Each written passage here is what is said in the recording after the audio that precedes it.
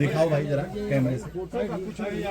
गोरखपुर का चौरी चौरा भाई लाइट क्रांति की धरती है और यही धरती जमीन से फलक तक, साइकिल से हेलीकॉप्टर तक चलने वाले बृजभूषण शरण सिंह के लिए भी है।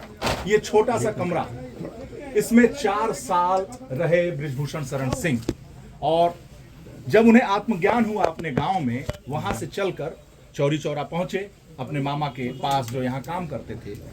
आने के बाद 4 साल आप यहाँ रहे। आंखों में आंसू क्या भावनात्मक लगाव है कि हेलीकॉप्टर से अब चल रहे हैं। जैसे मैं अक्सर पढ़ता हूँ, कंकड़ियाँ जिनकी सेज सुगर, कंकड़ियाँ जिनकी सेज सुगर, छाया देता केवल अंबर वही सूरमा निकलते हैं जो विपदाओं में पड़ते हैं। ये जगह देख लें सब, विपदाओं में पलते। अब इससे बड़ा न कहीं कोई व्यवस्था, इसी में खाना बनाना। हाँ, इसी में खाना, इसी दोनों में खाना बनाना और रहना सब कुछ इसी में था।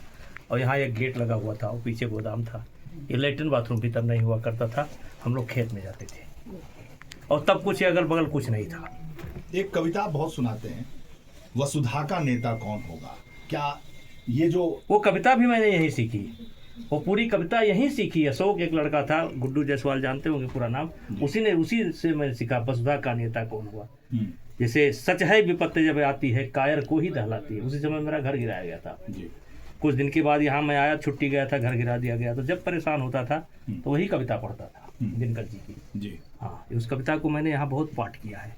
तो ये 4 साल में क्या आप में बदलाव हुआ कि फिर आप निखरते गए? और नहीं, जो सोचा था वो बन करके यहाँ से निकले।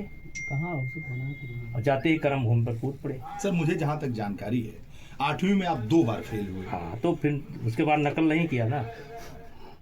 उसके बाद बिना नकल के पास फिर पढ़कर 8 साइड का सबसे अच्छा विद्यार्थी में बना। यहीं से क्या संकल्प लिया था आपने इस रूप? यही कि अब जो गलती हो गई, अब नहीं करना है।